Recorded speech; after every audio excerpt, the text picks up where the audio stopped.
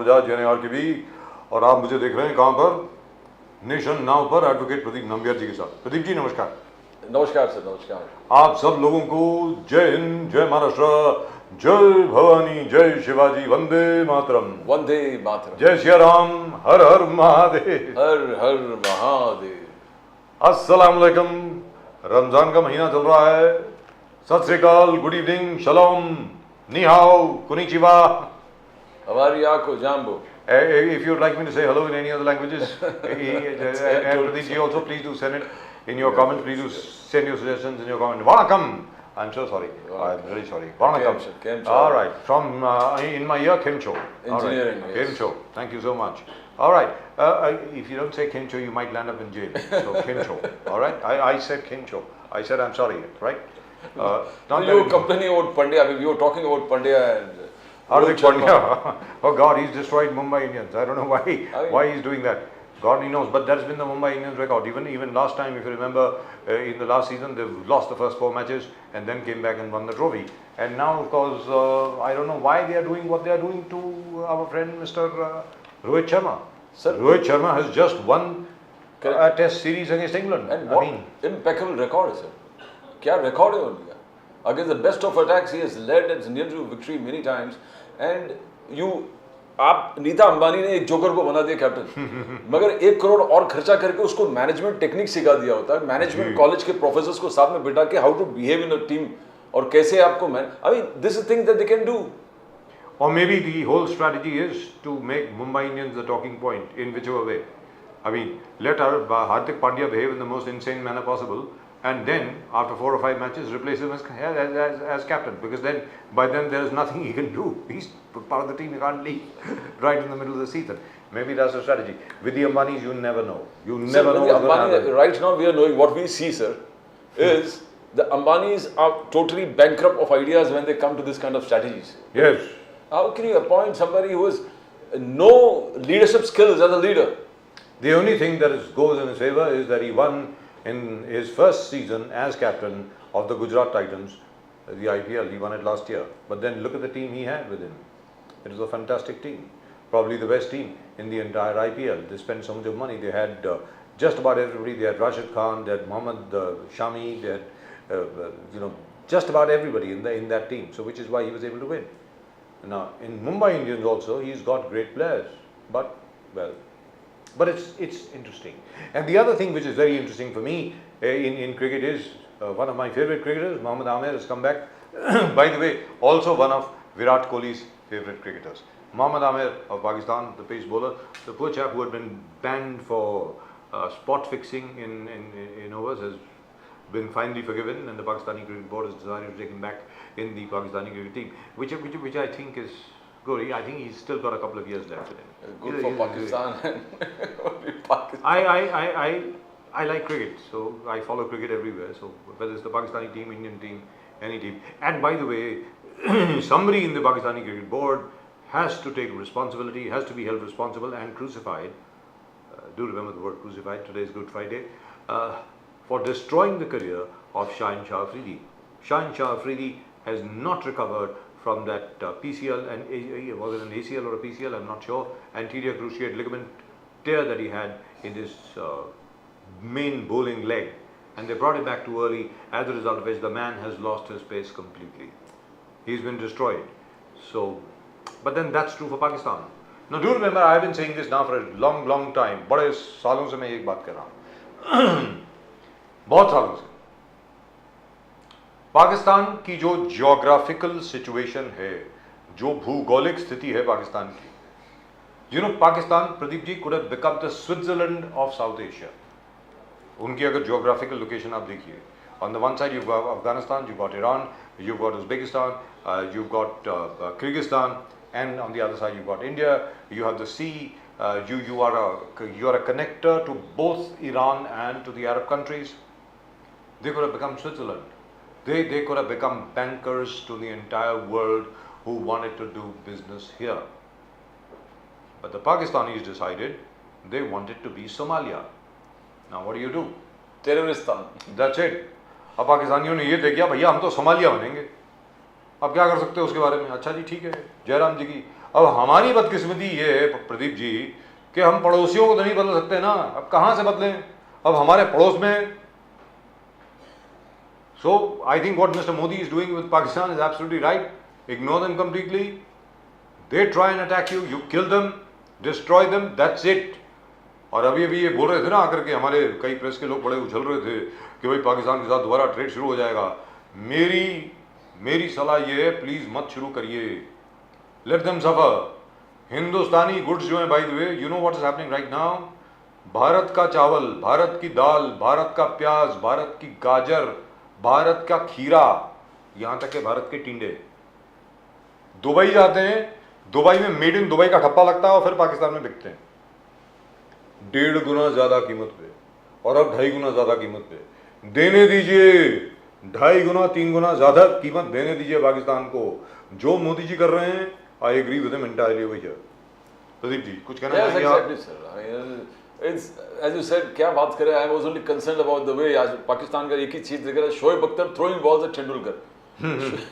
And the ICC could never detect it. We in our backside we can see that he's throwing the ball at Tendulkar, at all the top players of Indian team batsmen, that Sehwag. Ji. And the ICC never saw that. But ridiculous. you know what I'm impressed by, if you come back to politics over here, अगर राजनीति की बात करें, एक बड़ी impressive चीज हुई है साहब. मायावती जी ने तय किया है कि वो किसी के साथ नहीं जाएंगी. Yes. You know the reason why? It is not that she wants to harm the India alliance, कि इंडिया अलायंस को कुछ नुकसान पहुंचाना है. प्रदीप जी सबसे बड़ी बात यह है कि it is hanging on to status of a national party. इसकी वजह से आज की तारीख में मायावती जी का जो बहुजन समाज पार्टी है, मुझे ऐसा लगता है, प्रशांत इंगले साहब से हम ये बात पूछेंगे, उनको जितना वोट परसेंटेज उनका बढ़ता है पूरे हिंदुस्तान में, उनके लिए ज्यादा अच्छा है. मुझको ऐसा लगता है. At the moment with us, Mr. Prashant Ingle of the Bahujan Samaj Party. Prashant Ingle साहब नमस्कार. नमस्कार, जय भीम सर. जय भीम. नमस्कार सर. जय भीम. नमस्कार, जय भीम. इंगले साहब ये बताएं, बहुजन समाज पार्टी अकेले लड़ रही है और मुझे लगता है कि आपकी परफॉर्मेंस बहुत अच्छी रहेगी. और क्यों अच्छी रहेगी? वो इसलिए अच्छी रहेगी कि अब लोग तंग आ चुके हैं, लोगों के वादों से तंग आ चुके हैं. मुझे ऐसा लग रहा है, मुझको ऐसा लगता है कि स्पेशली जो पिछड़ा वर्ग है, उनको दिख रहा है कि अगर कोई हमारे लिए कुछ कर सकता है तो बहन मायावती जी कर सकती है. आपका इसके बारे में क्या कहना है प्रशांत इंगले साहब, आप बताएं please.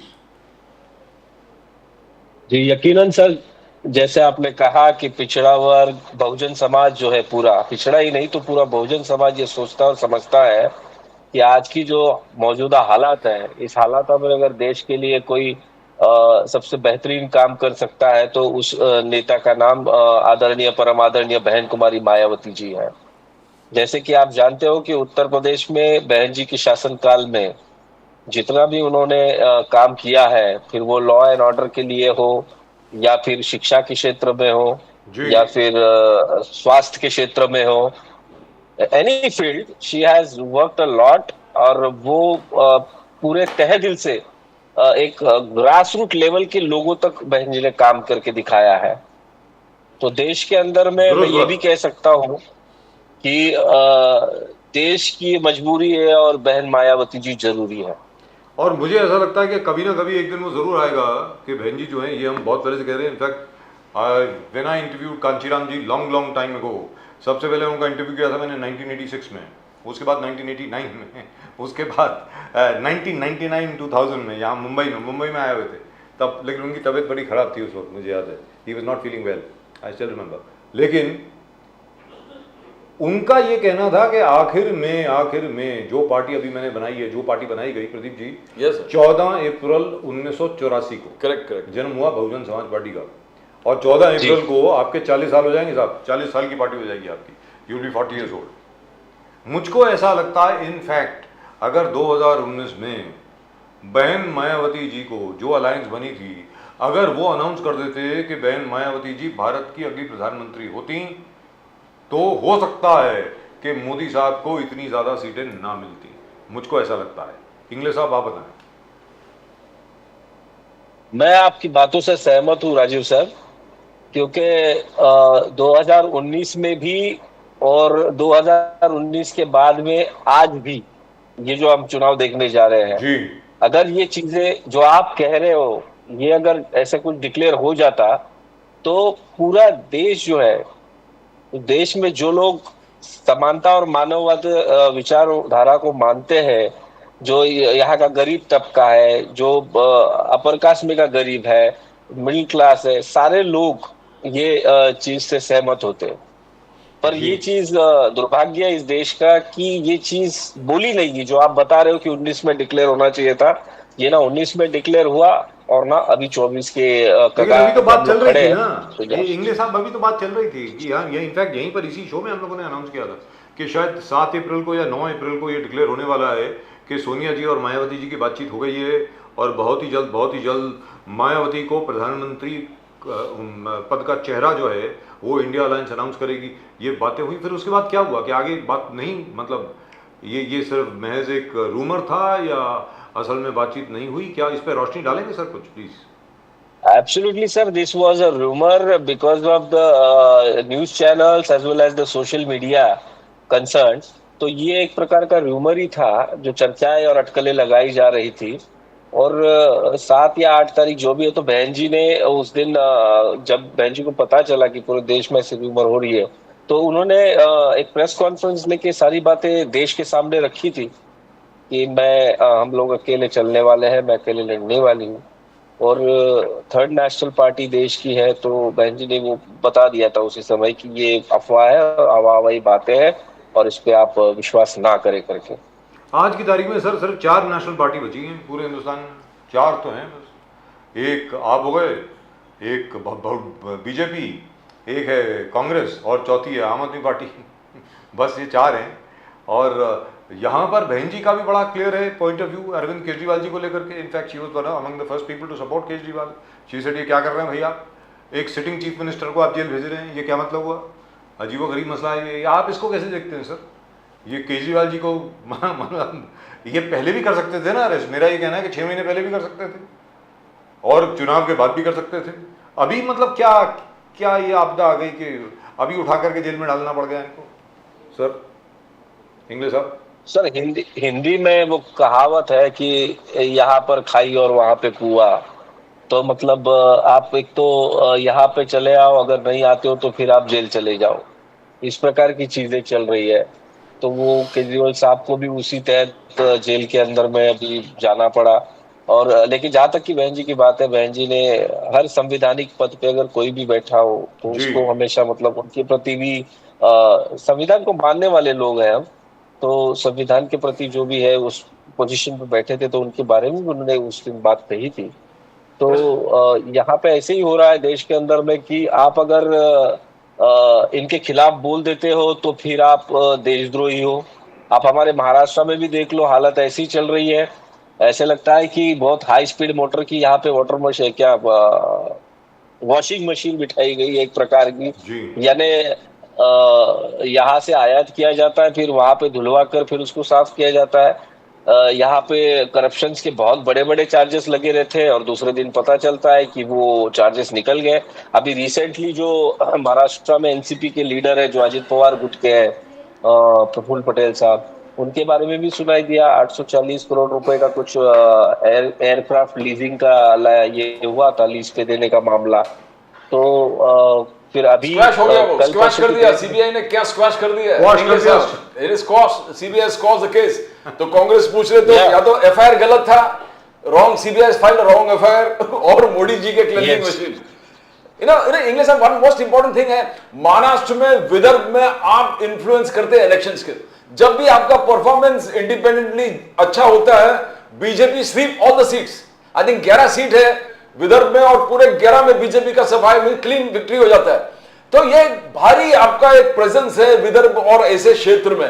This is, and if you are standing independently the way it seems to, तो I think BJP is going to get the maximum benefit. और उनका जो टारगेट है महाराष्ट्र का 45, वो शायद अचीव हो जाएगा। आप लोग सेपरेट खड़े हो गए थे। How do you see that, Prashant Ingle ji? Sir, see, I'll tell you one thing.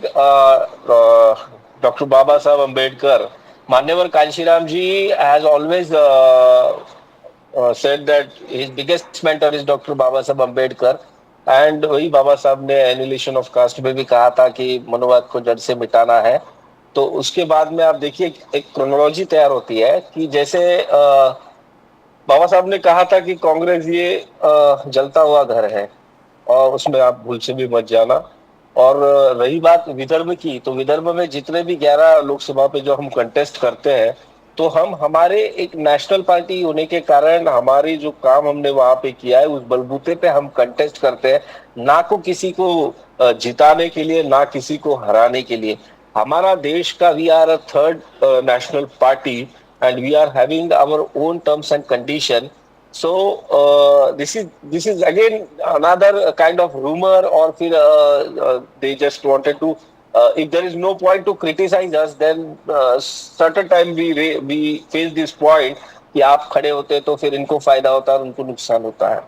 No, no, तो but हम तो English साहब, हमारा that is the काम truth, कर that is रहे the fact, you know, because आप लोग खड़े रहेंगे तो गडकरी जी बहुत खुश है, मुंगेटीवार बहुत खुश है, आगे जितने बीजेपी सब खुश है कि अभी हम लोग जीत पाएंगे, 14 पूरे 11 के 11 सीट हमारे निकल जाएंगे, बिकॉज आप जो वोट लेते हैं it's a huge percentage of votes, और उतने ही वोट से बीजेपी का विक्ट्री होता है।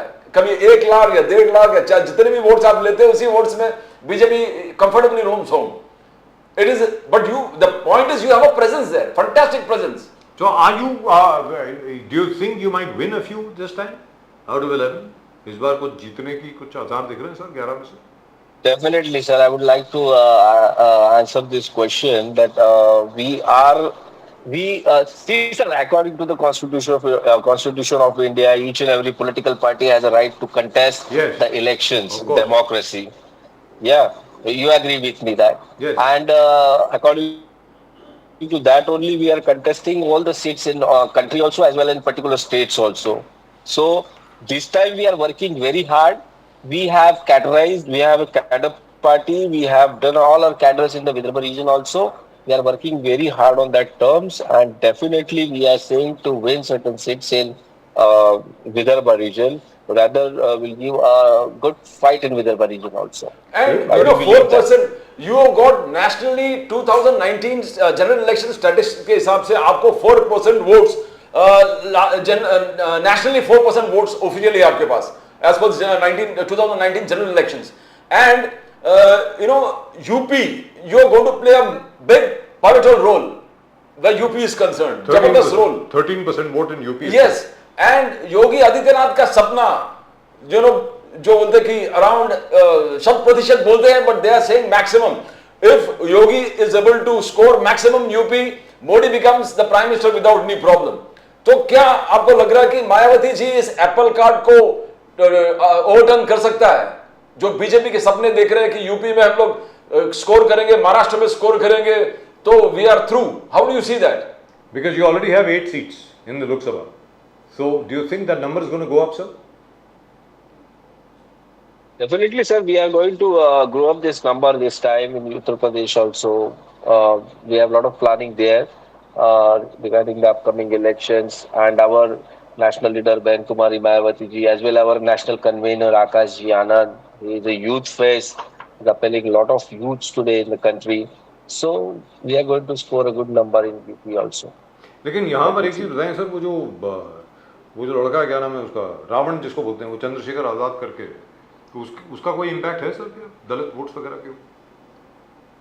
क्योंकि एक चीज तो है, मायावती जी का खुद का जो कोर वोटर है वो कहीं गया नहीं है, that never shifts, irrespective of whatever, that particular vote always remains with Mayawati ji. It just does not go anywhere else. Now, when Mayawati became the chief minister of Uttar Pradesh, अब मुझे याद है, she became the first CM actually in a long time to get a majority on her own, and became the first chief minister of Uttar Pradesh to last full 5-year term.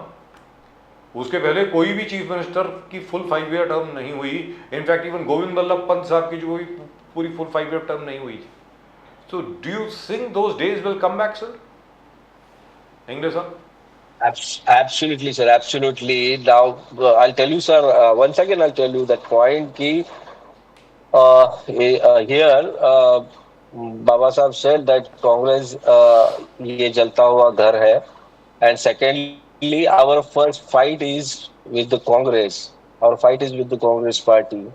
And Manyavar Kanshiram ji said कि there will be this Indian politics will go through three phases. The first phase will be Congress. Ji. And the And second in the phase, sir? second phase, BJP will rise up. Ji. This phase is going on. Now BJP will rise up. Second, I said, sir, second phase is BJP will rise up. Yes. The situation which is going on in the country now. Right. And in third phase, there will be a direct fight between BJP and BSP in this country, sir. Ji. So you're saying Congress जी. मुक्त भारत, मोदी जी के सपने आप भी देख रहे हो काशीराम जी, because prime minister Modi ji भी कह रहे हैं कि कांग्रेस मुक्त भारत. तो कांग्रेस आपके हिसाब से एज पर Kashiram ji strategy and future forecast, Congress is not there anymore in the third phase. In the third phase there is no Congress. तो मोदी जी के भी सपने वही है Right, कि sir. कांग्रेस मुक्त भारत. तो you are going to have a 1-to-1 fight with BSP and BJP. That's what. Yes, sir. Straight fight will be contest between BJP and BSP. Sir यहाँ पर एक चीज़ है इंग्लिश बहुजन- साहब, इंग्लिश साहब एक छोटी सी बात मैं आपके जी। सामने रखना चाहता हूँ. चलो, I would love to see that, very frankly speaking, and I would be the happiest person in the world if that happens. If the Bahujan Samaj Party is actually able to challenge the BJP everywhere, that would be fantastic. ज़बरदस्त हो जाएगा वो. लेकिन master Kanchiram जी ने जब अपना political career शुरू किया, राजनीतिक करियर उन्होंने शुरू किया, तो उन्होंने DS4 बनाई. याद होगा ना आपको सर? जी जी. जी, जो पहली पार्टी जो थी वो DS4 थी, दलित शोषित समाज संघर्ष समिति. दलित शोषित समाज संघर्ष समिति. जी. समिति. वो DS4 में तकरीबन सब जातियों के लोग, सब पिछड़ी जातियों के लोग थे, और यहाँ तक के काफ़ी पासबंदा मुसलमान भी थे. अभी देखा गया है कि मायावती जी की जो अपील है वो ज़्यादातर जाटव जो दलित हैं उनके बीच में केंद्रित होकर के रह गई है. क्या आपका वोटिंग यूनिवर्स जो है, जहाँ से आपको वोट पड़ते हैं, क्या वो वापस बढ़ा है? क्या आहिर हो गए, अपने गुज्जर हो गए, केवट हो गए, कुर्मी हो गए, इन सब लोगों के बीच में क्या मायावती जी की अपील गई है या नहीं? ये बताएं सर.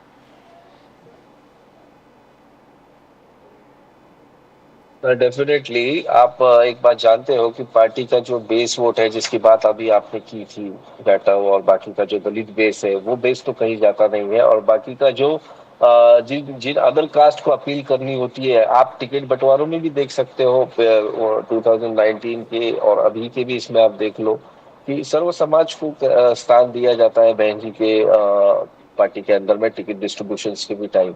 तो बाकी सारी कास्ट जो आप बता रहे हो उसको भी ये अपील होता है सर, हो रहा है अपीलिंग. जी, क्योंकि पिछली मर्तबा क्या हुआ था जब आपने सरकार बनाई थी उत्तर प्रदेश में, तब बहुत सा ब्राह्मण और ठाकुर वोट आपकी तरफ शिफ्ट हुआ था. somehow the other you were able to do that. जो so called upper caste vote है वो भी बहन जी को मिला था. तो वो स्ट्रेटजी आज की तारीख में क्यों नहीं अपनाई जा रही? Why aren't you working on that strategy, sir? The thing is that I'm extremely sorry about it, sir, because I cannot comment on this. Actually, I'm from the state Maharashtra, and there it's a national politics. There are certain policies which have been decided by our high command, by our Yes. BNG and So what about system. Maharashtra So, itself? Because in Maharashtra also your vote base has more or less remained the same. It has not grown as it was expected. Very frankly speaking, even in the 2009 elections, when Dr. Manmohan Singh came back, the BJP was able to do very well in Vidarbha only because the rest of the votes went straight to Mayawati ji. What I am trying to say is that vote base has not really grown exponentially as we expected it to. Why is that? जो जी बोलिए sir please. There is a reason behind it, sir. Vote base न बढ़ने का कारण एक है कि जब बहुजन समाज पार्टी महाराष्ट्र के अंदर में, I'm talking about Maharashtra now, जी जी जी महाराष्ट्र के अंदर में जब बढ़ने की कोशिश करती है, तो यहाँ की सिस्टम जो है, यहाँ की सिस्टम बहुजन समाज पार्टी के अगेंस्ट में कोई नई पार्टी लाके या कोई नया लीडर लाके खड़ा कर देते हैं. नया लीडर या नया जब सिस्टम. जी जी नया पार्टी, नया लीडर, और फिर उसके बाद में यहाँ का जो बहुजन समाज है, यहाँ के जो दलित है, यहाँ के जो पिछड़े हैं, इनको फिर वो लीडरशिप थोपी जाती है, उनके ऊपर फोर्स्ड की जाती है through TV channels and media के माध्यम से, and then people started following them. तो जी। और ये वही लोग होते हैं कि जो एक या दो मंत्रिमंडल मिलने से खुश होते हैं, एक आधी एमपी पद मिल गया तो खुश हो जाते हैं, एक आधा महामंडल मिल गया तो खुश हो जाते हैं, एक आधा if they got some Vidhan Parishad और council member position they will be happy. तो ऐसे लोगों को यहाँ पे फिर लीडर बन के फोकस किया जाता है in order to stop Bahujan Samaj party. English साहब, यू कैन, महाराष्ट्र में आप कैसे देखते हो? बिकॉज एकनाथ शिंदे जी का कहना है कि ये गोड गरिबांच्या सरकार है, कष्ट करूंचा सरकार है, गोड गरीब के लिए इस जनता ने इतने सारे स्कीम्स अनाउंस कर दी है। Prime minister Modi also saying 70-80 crore लोगों को फ्री राशन देता हूं, हर घर शौचालय पहुंचाता हूं, हर घर में पानी पहुंचाता हूं, आयुष्मान योजना है, उज्ज्वला योजना है, पीएम किसान। तो you have been working extensively in Maharashtra, तो विदर्भ में आपका प्रेजेंस है, बट ये क्या ये गरीब कल्याण स्कीम सचमुच गरीबों तक पहुंचे है कि नहीं? उनके लाइफ में कुछ चेंजेस आए कि नहीं? आपने कैसे देखा? You have done a fantastic study में महाराष्ट्र इज कंसर्न। क्या ये गरीब कल्याण स्कीम गरीबों के घर तक पहुंचा है इंग्लिश साहब? सर आपने वो अजय देवगन साहब की एक मूवी आई थी दृश्यम करके, यस यस, आपने देखी है सर? बिल्कुल बिल्कुल, 1-2 राजू साहब ने भी देखी होंगी। जी जी जी। तो सर वो दृश्यम मूवी में पार्ट 1 और पार्ट 2 हो चुका अभी। अभी ये जो आप जो बता रहे हो उसको मैं दृश्यम 3 बोलूंगा। मतलब उनको वो चीजें दिखानी है, वो दिखा रहे हैं अभी ये सब चीजें, देश को दृश्यम में डाल दिया है, देश को भी और हमारे स्टेट महाराष्ट्र में भी। और ये पॉलिसी जहां तक की आपकी जो ये इनकी योजनाएं हैं गरीबों तक कितनी पहुंची है, तो आज भी आप मुंबई और ठाणे से सटा हुआ इलाका, आप शाहपुर वासिंद उस तरफ अगर चले जाओगे जहाँ पे ट्राइबल बेल्ट बहुत ज्यादा पैमाने पे है, तो आज भी उनको पानी की किल्लत, शिक्षा की किल्लत, शिक्षा के लिए सर उनको food there is no food, और सबसे बड़ी बात खाने की किल्लत, जी शौचालय तो उसके बाद आता ही है। तो ये सारी चीजें अब तक नहीं पहुंची है सर। आप you once go to that Shahpur side, you will come to know. Sir that is It is still the TB belt, tuberculosis belt still, वो जगह जो है Yes. वहां पे दवाइयां उपलब्ध हैं, लेकिन डॉक्टर वो कहते हैं we have done a whole story on this, we are the only channel by the way to do it. वो कहते हैं यार दवाइयां उपलब्ध हैं, लेकिन दवाइयां तभी काम करेंगी क्योंकि टीबी में you need a rich diet, you need a very high protein diet. कहते हैं इनको खाने को नहीं है, and at some places they वो बॉइलिंग ग्रास, घास को उबाल करके खा रहे थे वहां पे सर। तो I don't know what we are talking about. तो उससे एक नया सवाल जो पैदा होता है आपके सामने मैं रखता हूं, उसको ये कहा जा रहा है कि अब भारत जो है वो विश्व गुरु बन गया है, तो सर हम विश्व गुरु बन गए इंग्लिश साहब? किस चीज में विश्व गुरु बन गए सर? मैं आपसे पूछ रहा हूँ, मुझे मालूम नहीं है। यहाँ पे सर, यहाँ पे बेसिक जो एम्यूनिटीज होती है, बेसिक एम्यूनिटीज ही लोगों के लिए नहीं मिल रही है जी जैसे कि अभी हमने बात की food, cloth and shelter and education, जी ये सब चीजें दूर रही। जैसे मैंने आपसे अभी भी कहा था कि आपने वो बॉलीवुड मूवी देखी है, तो वो उसी का एक ये थर्ड सीक्वल चल रहा है। जितनी भी योजना है, जितनी भी पॉलिसीज है, ये सारी पेपर वर्क भी दिखाई पड़ रही है, और उसके बाद में जो यहाँ का गरीब से गरीब तबका है उसके तक ये सारी चीजें पहुंच नहीं पा रही है। अभी भी मीडिया पे कुछ चीजें चलती है, न्यूज चलती है, तो आप देखते होंगे कि बच्चे अभी भी स्कूल के लिए शिक्षा प्राप्त करने के लिए उनको रिवर क्रॉस करके जाना पड़ता है जी। चलने के लिए। महाराष्ट्र के आप कैसे देखते हो? एक तरफ महायुति है और एक तरफ एमवीए है। एमवीए और प्रकाश अंबेडकर जी एक बहुत बड़ा फैक्टर था, कभी एमवीए के साथ रहता तो शरद पवार जी, प्रकाश अंबेडकर जी, उद्धव ठाकरे जी और सब लोग एक इफेक्टिव जबरदस्त एक कॉम्बिनेशन बन सकता था। आपका स्टडी क्या है कि प्रकाश अंबेडकर जी वहां से एमवीए से निकलने से बाहर, क्या ये आसान सा इलेक्शन होगा बीजेपी के लिए, बीजेपी प्लस महायुति के लिए? How do you see Maharashtra elections English जी? तो महाराष्ट्र की कंसर्न है, तो शुरुआत में तो प्रकाश जी अम्बेडकर महाआघाड़ी के पास उनका कुछ चर्चा चल रही थी। फिर उसके बाद में प्रकाश जी अम्बेडकर, फिर उसके बाद में बोले पहले मैं शिवसेना के साथ ये कर रहा हूँ, फिर उसके बाद में और चीज फिर कांग्रेस के उन्होंने लेटर लिखा कि कुछ सीटें हमको चाहिए, फिर उनकी सिग्नेचर हमको चाहिए, ऐसी बहुत सी चीजें हुई। और पिछले 19 में भी ऐसे ही इश्यू हो गया था। प्रकाश जी अम्बेडकर साहब वहाँ गए थे 19 में भी, पर सर्टन कुछ डिमांड्स की गई थी और फिर वो सीटें नहीं मिल पाई, इसके लिए उन्होंने ब्रेकअप कर दिया था, बाहर निकल आए थे वो पिछले बार भी। और उनके साथ इस साल भी यही हुआ है कि उनको ज्यादा सीटों की मांग की थी और उनको सीटें मिल नहीं पाई। तो इस पर मैं सर ज्यादा बोलना नहीं चाहूंगा, क्योंकि ही बिलोंग्स टू महापुरुषों की फैमिली से वो बिलोंग करते हैं, बाबा साहब अम्बेडकर के, तो मैं ज्यादा नहीं बोलना चाहूंगा इसके ऊपर सर। लेकिन यहाँ पर एक चीज़ है सर, कुछ काफ़ी साल हो गए, 15-20 साल हो गए इस बात को। काफ़ी लोगों ने ये कोशिश करी थी कि किसी भी तरीके से जितने भी आरपीआई के जितने भी घटक दल हैं, रिपब्लिकन पार्टी ऑफ इंडिया के, वो साथ में आ जाएं और उनका नेतृत्व जो है वो बहन मायावती जी करें, लेकिन ऐसा हुआ नहीं। Why is that sir? Why don't the all the Dalit parties come together? Why can't they unite sir? They are working sir, यहाँ पे जो दलित पार्टीज है they are attach to some other political parties.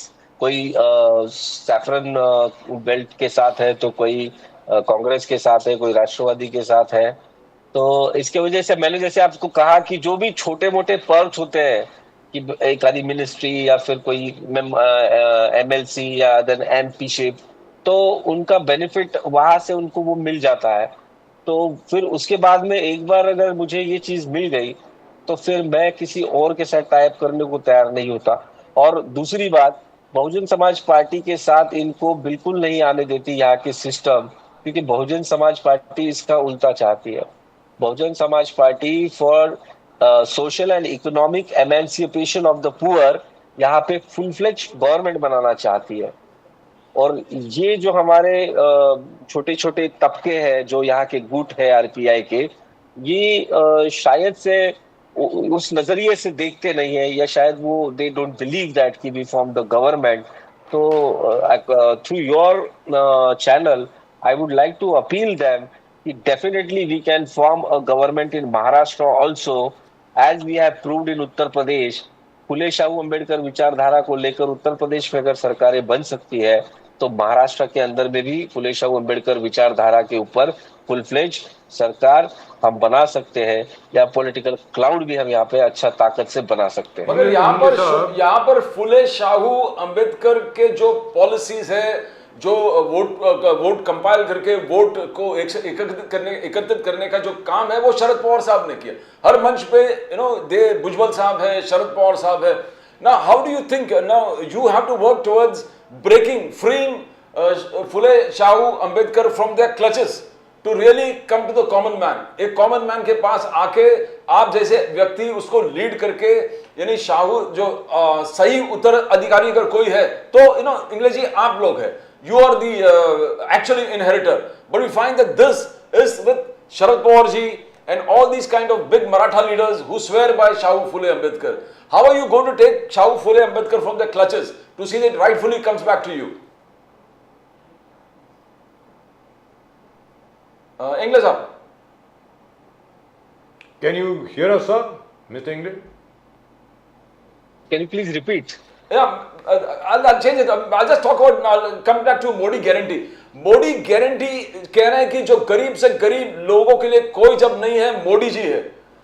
इसे किसान को कोई गारंटी नहीं दे रहा था, मोदी जी आए, मोदी गारंटी हो गया, पीएम किसान के माध्यम से किसान को फायदा हो गया। ओबीसी समाज को कोई गारंटी नहीं दे रहा था, मोदी जी खड़ा हो गया, मोदी गारंटी। मुद्रा लोन योजनाओं की तरफ से ओबीसी समाज का भला हो गया, पूरे ओबीसी समाज। विश्वकर्मा समाज, उनको कोई गारंटी नहीं दे रहा था, मोदी जी आए, मोदी गारंटी है। विश्वकर्मा समाज को 13,000 करोड़ का फंडिंग, और वो उनका एक शुरू हो गया। फिर जो ट्राइबल है, आदिवासी जनमन, मोदी जी के स्कीम है, उसके माध्यम से आदिवासियों को मेन स्ट्रीम में लेके आए। Now, how do you see, is it Modi guarantee, English really working the way he is talking about it?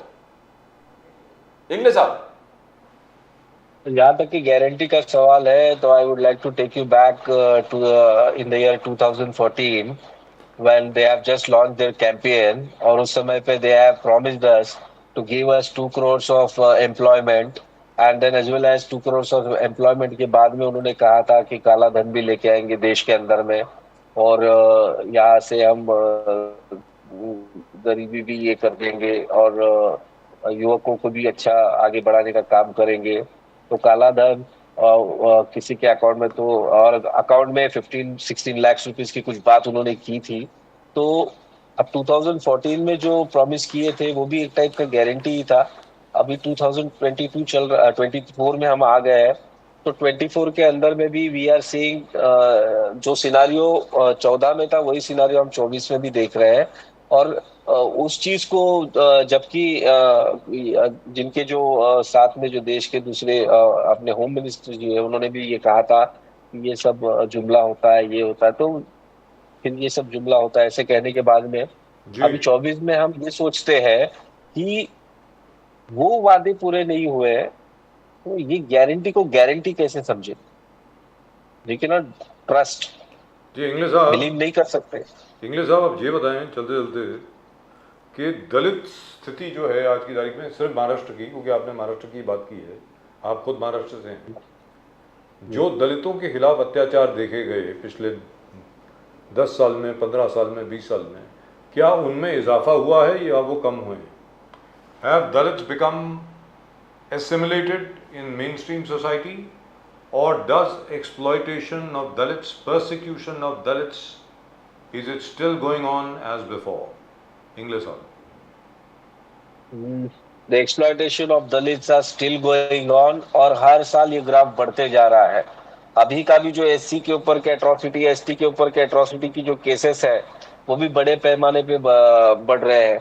2021 का जो डेटा है उसके अंदर में सर 50,000 केसेस रजिस्टर्ड हुई थी, और अभी जो 23 में जो डेटा आया है उसके अंदर में 57,000 केसेस एट्रोसिटीज और अन्य अत्याचार के दलितों के ऊपर महाराष्ट्र में रेज हुए हैं। आंध्र प्रदेश के बाद में सेकंड स्टेट जो है अभी लार्जेस्ट इसमें, जिसमें एट्रोसिटीज, एक्सप्लॉइटेशन, रेप ये जो बड़ा है ये महाराष्ट्र के अंदर में हुआ है। तो जहां पे हम ये बहुत बड़ा पिक्चर, लार्जर पिक्चर दिखा रहे हैं, विश्वकर्मा योजना, ये योजना, वो, तो जितनी भी योजनाएं और ये सब सारी चीजें लाई है, और अभी फिर आर्टिफिशियल इंटेलिजेंस का जो आया है और एवरीथिंग, तो मेरा ये कहना है कि हम लोग सिर्फ ये एक लार्जर पिक्चर क्रिएट किया गया है, पर प्रैक्टिकली और ग्राउंड रियलिटी जब जाकर देखेंगे तो हकीकत में चीजें पूरी डिफरेंट है सर। नांदेड़ के पास अगस्त सितंबर का महीना था, वहां पर एक दलित बच्चा जो था उसके दोस्त ने उसको शादी में बुलाया। ये अगस्त 23 की शायद घटना है। उसने उसको शादी में बुलाया कि आ जाओ, वो खाना खाने लगे, दोनों बच्चे बैठ के, एक वो I think he was an upper caste and his friend was a Dalit. जब उनको मालूम पड़ा कि दलित बच्चा जो है वो खाना खा रहा है तो उसको मार मार के वहाँ से, मतलब ही still in hospital, that poor boy. And there is another boy also who was beaten up in the same way. कोई अपनी शादी कराने को जा रहा था, उसको भी पकड़ के बहुत बुरी तरह मारा गया। किसी ने मूछें रखी हुई थी, मूछों पे ताव दे रहे थे, कोई दलित था, उसको भी इस तरीके से मतलब ट्रीट किया गया। तो ये हो क्या रहा है? तो how can we even talk in this manner? मैं आपसे पूछ रहा हूँ सर, आपको लगता नहीं है कि we should look at this now irrespective of whichever party is in power, and we should start from the bottom up. That's it. What do you think, English sir? Not only Nanded, sir, it has happened in जैसे आपने बोला कि मूछे रखने पे होता है, खाना खाने पे गए, शादी खाने पे, वो सतारा का इंसिडेंट है सर, वो सतारा का जी। तो इसके अलावा भी इंसिडेंसेस है, मैं आपको बता दूं, जैसे कि फोन पे रिंगटोन बजती है, डॉक्टर बाबा साहब अम्बेडकर का गाना बजता है, तो उस बच्चे को भी पीटा गया था। और ये शुरुआत तो अभी से नहीं है ना सर, इसके पीछे भी जब अगर जाओगे तो आप खैरलान जी देख लो। खैरलान जी ऑल्सो यू नो सर, जी। खैरलान जी तो सबसे बड़ा ब्रूटल ह्यूमन हिस्ट्री में जो हत्याकांड हुआ था, उससे तो बड़ा और क्या हो सकता है। तो ये जो एक्सप्लॉइटेशन है ये ऐसे ही चलते आने वाला है अगर इस एक्सप्लॉइटेशन को रोकना है। इनफैक्ट राजस्थान का भी मैंने एक केस सुना था, गुजरात का भी केस सुना, वो बच्चा स्कूल में पानी पी रहा था पॉट में से, तो उसको भी वहां पे उसके शिक्षक ने बहुत मारा पीटा था। सर तो राजस्थान का तो केस था, वो घोड़े पे चढ़ के शादी के लिए जा रहा था, उसको उतार के जान से मार दिया उसको। he was a bridegroom, Pradeep ji. He was going for his marriage. वो Inequalities, yes. वो जोधपुर का केस है, उसको उतार करके जान से मार दिया उसको. मतलब ये क्या है? ये हिंदुस्तान में 21वीं सदी के हिंदुस्तान में ये हो रहा है. मतलब ये where we are heading towards, ये सवाल उठता है. तो which फिर is why यहाँ it पे brings ये me सब- back to the original question. Why is बहन Mayawati ji not the leader of all the Dalit parties? मतलब सबको ये दिख तो रहा है कि ये हो रहा है हमारे साथ, और सबको ये भी मालूम है कि बहुजन समाज पार्टी जो है वो सबसे बड़ी पिछड़े वर्ग की और दलित वर्ग की पार्टी है, सबको मालूम है. उसके बावजूद आपके साथ लोग जुड़ क्यों नहीं रहे हैं जिनको जुड़ना चाहिए? इंग्लिश साहब. No doubt, sir. बहन जी is the national leader and as well as जितने भी दलित पार्टीज है, और लोग तो सपोर्ट कर ही रहे हैं बहन जी को, लेकिन दलित पार्टी के लीडर्स को भी one day they have to come and they have to बहन जी की लीडरशिप उनको एक्सेप्ट करनी पड़ेगी. जी. क्योंकि एज आई सेड कि ये जो पल अभी हम देख रहे हैं देश के अंदर में, एट्रोसिटीज बढ़ रही है, तो और जो ये किसी भी चीज के ऊपर दलितों को मारा पीटा जा रहा है, कोई भी छोटे रीजन्स को लेकर, तो ये सारी चीजें अगर रोकनी होगी तो हमें एक कुशल प्रशासक इस देश के अंदर में बहुत लेकिन जरूरी एक है. चीज नहीं भूलनी जो चाहिए politics- सर, चलते चलते इंग्लिश साहब, एक चीज नहीं भूलनी चाहिए. बहन मायावती जी को सबसे पहले मुख्यमंत्री भारतीय जनता पार्टी ने बनाया, ये याद रख लीजिए सर. अलायंस हुई थी बीएसपी और बीजेपी की. बीजेपी ने ये तय किया कि पहले 2.5 साल आप मुख्यमंत्री रहिए, उसके बाद हम आएंगे. So don't you should thank the BJP for making Mayawati ji as chief minister. जी बोलिए सर, बोलिए प्लीज. I said ना, I firstly thank because half of the our लड़ाई जो है हमारी फाइट, वो उन्होंने कांग्रेस के साथ जो अभी कर रहे हैं वो खत्म कर रहे हैं, क्योंकि अगला फाइट हमारा और उनका ही स्ट्रेट अवे होने वाला है. और दूसरी बात, वो जो आप बता रहे हो सर कि सीएम बनाया था, तो वो तो अपने टर्म्स एंड कंडीशन पे हुआ था. मान्यवर कांशीराम साहब जी ने उस समय पूरे देश को बता दिया था कि कम नंबर के संख्या बल पर भी हम मुख्यमंत्री पद हासिल कर सकते हैं और सरकार भी बना सकते हैं. ये एग्जाम्पल तो माननीय कांशीराम जी ने सेटअप किया था, जबकि उनको तो दोनों पार्टियों से भी कहा जा रहा था कि हमारे साथ मिलकर सरकार बनाओ. Right, thank you so much, sir. Prashant English alliance साहब. हम कभी गए नहीं सर बीजेपी के साथ. Prashant English साहब, thank you very much for joining us. Thank Great you. pleasure talking to Thank you you, sir. as always. Hope to do this more often. Thank Same you very here. much. Namaskar sir. Same here, thank you.